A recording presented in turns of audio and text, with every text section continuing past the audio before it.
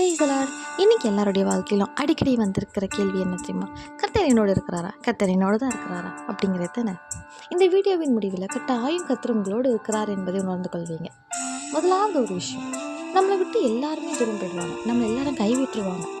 அந்த நேரத்தில் நம்ம எதிர்பார்க்காத நேரத்தில் ஒரு உதவி நம்ம தேடி வரும். அதுதாங்க முதல் விஷயம், கர்த்தர் நம்மளோடு தான் இருக்கிறாரு. ரெண்டாவது தாவீது விஷயம். தாவீது அவன் எதிர்பார்க்கவே இல்லை.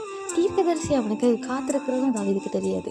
ஆனால் தாவீது எதிர்ச்சியாக வரும்போது தீர்க்கதரிசி காத்திருந்து எப்படி தாவீதுக்குரியதை தாவீதுக்கு கொடுத்து அபிஷேகம் பண்ணினாலோ அந்த மாதிரி அவங்க வாழ்க்கையில் நீங்கள் எதிர்பார்க்காத டைமில் உங்களுடையது உங்களை சேர்ந்து உங்களை கண்டிப்பாக வந்து சேரும். மூணாவது ஒரு விஷயம் சொல்லிட்டா இது வித்தியாசமாக இருக்கலாம், ஆனால் யோசிச்சு பாருங்களேன்.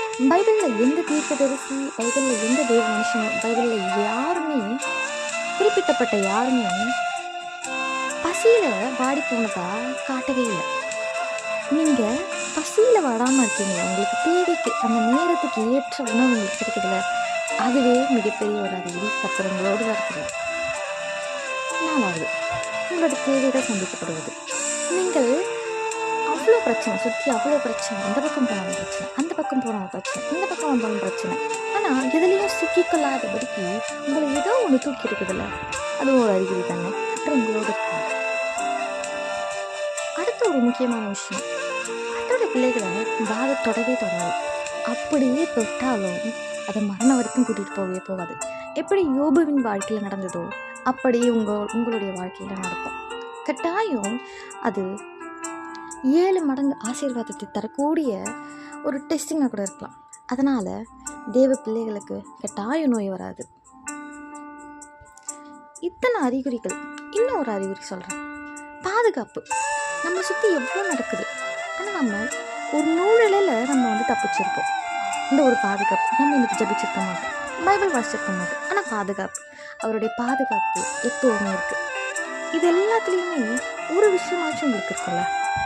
அது போல உங்கள் கூட கர்த்தர் இருக்கிறார் அப்படிங்கிறதுக்கு கர்த்தர் உங்களோட தாங்க இருக்காரு. இதுக்கு மேலேயே சந்தேகப்படாமல் கர்த்தர் என்னோட தான் இருக்கிறாரு அப்படின்ட்டு தைரியமாக சொல்லுவாங்க. மேலேயும் கர்த்தர் என்னோட இருக்கிறாரா அப்படிங்கிற கேள்வி உங்களுக்குள்ளே வரக்கூடாது. அப்படி வந்தாலும் இந்த மாதிரி அறிகுறிகள் உங்களுக்கு இருக்கிறதுனால நீங்கள் சத்துருக்கிட்ட தைரியமாக சொல்லணும், கர்த்தர் என்னோடு தான் இருக்கிறாரு அப்படின்ட்டு. ஒரே ஒரு விஷயம் மட்டும் புரிஞ்சுக்கோங்க, சத்துருக்கிட்ட இருந்து உங்ககிட்ட எதுவுமே வேணாம். சத்துருக்கு உங்களுடைய ஹெல்த் வேணாம், உங்களுடைய பணம் வேணாம், உங்கள்கிட்ட இருந்து எதுவுமே வேணாம். ஆனால் நீங்கள் ஆண்டவர்கிட்ட இருந்து பிரிஞ்சு இருக்கிறது மட்டும்தான் அவனுக்கு வேணும். அதனால் அவன் ஃபஸ்ட்டு கை வைக்கிறது கர்த்தர் உன்னோடு இல்லவே இல்லை அப்படிங்கிற ஒரு எண்ணத்தை கொண்டு வர்றது தான். அதனால் அதுக்கு இடம் கொடுக்காம அதில் இருந்து எப்படியாச்சும் நீங்கள் உங்களை விடுவிச்சு அவங்ககிட்ட சொல்லுங்கள், கர்த்தர் என்னோட தான் இருக்கிறாருன்ட்டு. நம்புறீங்களா?